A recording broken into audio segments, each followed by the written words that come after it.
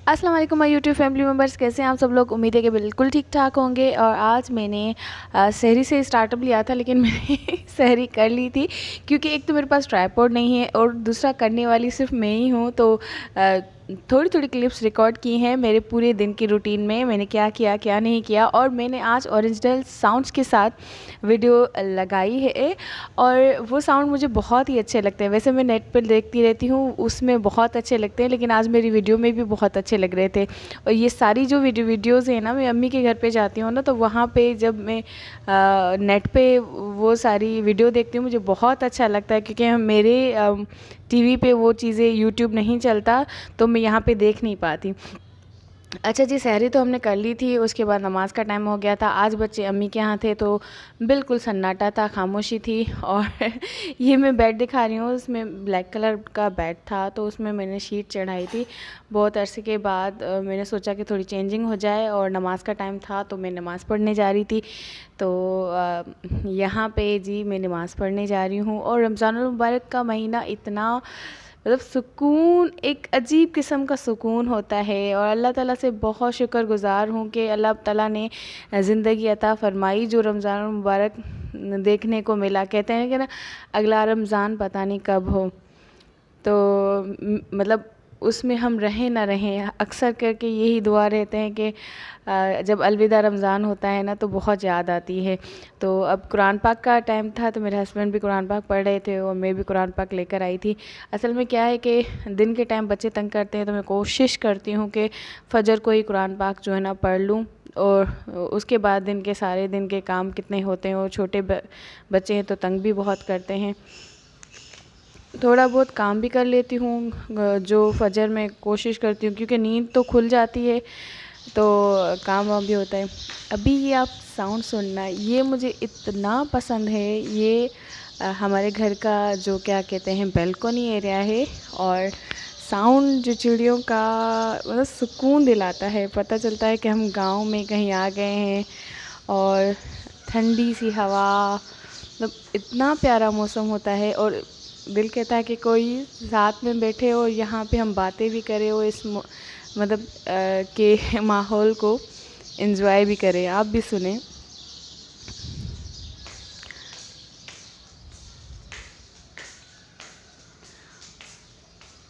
और जी मेरे हस्बैंड अपने ड्रेस प्रेस कर रहे थे, तो ये साइड जो बेल्ट वाली साइड थी ना, उसकी निकल गई थी, तो उसने मुझे कहा कि सेट करके दो।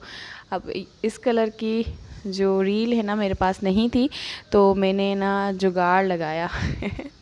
वैसे भी वो बेल्ट पहनते हैं तो बेल्ट में वो आ जाएगी वो चीज़। ये देखिए जी, मैंने जुगाड़ लगा लिया है। बिल्कुल वैसे बाहर से फील नहीं हो रहा है, अंदर से हल्का हल्का सा मैंने लगा। तो जी मैंने ये लगा दी, और पता नहीं क्यों कॉल आ रही थी मैसेंजर पे, क्योंकि कल मैंने लाइव भी किया था। तो कस्टमर वगैरह मैसेजेस वगैरह करते हैं, सोचती हूँ लाइव जो डाउनलोड करके वो भी अपलोड करूँ, लेकिन मसला ये है कि मैं किसी और ग्रुप में मतलब कि लाइव करती हूँ तो वो डाउनलोड नहीं हो पाता, तो इस वजह से मैं नहीं कर पाती। मैं वो भी शेयर करना चाहती हूँ आपसे कि मैं कैसे लाइव करती हूँ, क्या करती हूँ। अच्छा जी, सारी रूटीन तो एक तरफ, घर के काम एक तरफ, टाइम नहीं मिल पाया। तो मैं इफ्तारी की तैयारी कर रही थी नमाज़ पढ़ के, फिर मैंने इफ्तारी की तैयारी स्टार्ट की थी। तो तैयारी में मैंने आज सोचा कि वो ब्रेड रोल बनाए जाए, और जल्दी जल्दी में, क्योंकि हम 2 पर्सन हैं ना, 2 पर्सन का इतना ज़्यादा बनता नहीं है, बच्चे इतने खाते नहीं हैं, और फिर सोचना पड़ता है क्या बनाएं क्या नहीं बनाएं। अब अच्छा, मैं तेज़ खाती हूँ, मेरे हस्बैंड बिल्कुल हल्का खाते हैं, और उस वजह से भी प्रॉब्लम होती है। तो अभी जो है ना उनको बिल्कुल भी नहीं देती। मैं कहती हूँ आप फ्रूट वगैरह खा लें। ये चीज़ें हम और बच्चे खाएंगे, वो बच्चे भी खाते हैं, वो सिर्फ थोड़ा टेस्ट करते हैं। अच्छा, ये बर्तन जी मैं समेट रही थी, जो कि मैं सुबह से मांजने में लग गई थी। मतलब कि ये एक ब्लैक सेट है, और मैंने अलग से ये वाइट कलर का मार्बल का सेट लिया था। मुझे ना बर्तन, मेरी अम्मी भी बहुत मतलब कि बर्तन लेती है, तो मुझे भी बहुत पसंद है। जब भी जाती हूँ, जितने पैसे होते हैं तो मैं कुछ ना कुछ मतलब बाय करती हूँ, तो बर्तन भी बहुत शौक़ से लेती हूँ। अच्छा जी, ये मैंने सोचा कि अब सबसे पहले जो है ना वो शरबत वगैरह बना लिया जाए। तो मैंने ना शरबत वगैरह बना लिया था और पहले वो फ्रीज़र में रख दिया था, क्योंकि कल जब हमने अफ्तारी की थी ना तो शरबत ठंडा नहीं था। और पता नहीं फ्रीज़र में इतना सामान होता है ना, तो फ्रिज जो है ना कूलिंग नहीं करता इतनी ज़्यादा, तो पानी जल्दी ठंडा नहीं होता। अभी तो मैंने सुबह से ही बोतलें, मेरे हस्बैंड ने भी रात रखी थी और सुबह से ही मैंने रख ली थी, दूसरी वाली जो यूज़ हुई थी, तो मैंने ना उसी में ही बना लिया था। अच्छा, ब्रेड जो थी ना वो मतलब कि रमज़ान से भी पहले की थी और मैं बच्चों की वजह से ली थी और सूखी हुई थी, तो मैंने सोचा ब्रेड रोल तो बनेंगे नहीं, तो पहले मैंने सोचा बन जाएंगे, फिर सोचा बनेंगे नहीं, फिर मैंने ना उनको स्टीम किया था। उसके बाद ये मतलब ब्रेड रोल का मसाला बनाया था, जिसमें गाजर वगैरह, बटर, पिज़्ज़ा सॉस, मतलब जो भी मसाले वगैरह डलते हैं, तो उसका मैंने सोचा उबले हुए अंडे भी इसमें डाले थे और आधा आलू इसलिए डाला था क्योंकि वो मसाला जो है ना वो खुल जाता है ना, तो इस वजह से वो आलू होगा ना तो वो चिपक के रहेगा मसाला। तो मैंने ये सारी चीज़ें डाली थी और यही मेरी रूटीन थी। आप सबकी क्या रूटीन होती है? होप सो कि मैं कोशिश करूँगी कि अपना जो व्लॉग है ना रेगुलर अपलोड करूँ। आज थोड़ा बहुत लंबा व्लॉग हो गया है मैंने कोशिश की है कि तो छोटा व्लॉग हो, अच्छा व्लॉग हो, बातें शातें की जाए। अच्छा, ईद की तैयारी भी करूँगी कुछ तो बच्चों के मैंने कपड़े लेके रखे थे, लेकिन अभी भी ज़रूरत है क्योंकि मेरी बेटी के कपड़े वो मैं सोच रही थी कि ईद की मुनासिबत से थोड़ी फैंसी ड्रेसेस भी हों, क्योंकि बच्चों को ये चीज़ें अच्छी लगती हैं और मोस्टली मेरी जो बेटी है ना उसको सिर्फ फ्रोज़न की ड्रेसेस ही पसंद आती हैं।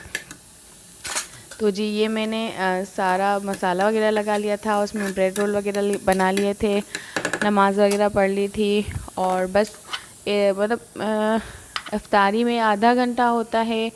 मैं शरबत में पहले बना देती हूँ, फिर कुछ मसाला मैंने बना लिया था, फिर आधा घंटा होता है तो तैयारी वगैरह करते हैं, तो इतनी ज़्यादा तैयारी होती नहीं है। लेकिन बर्तन में पता नहीं इतनी बरकत होती है, बर्तन कहाँ से आ जाते हैं, इतने बर्तन होते हैं मुझे समझ नहीं आता।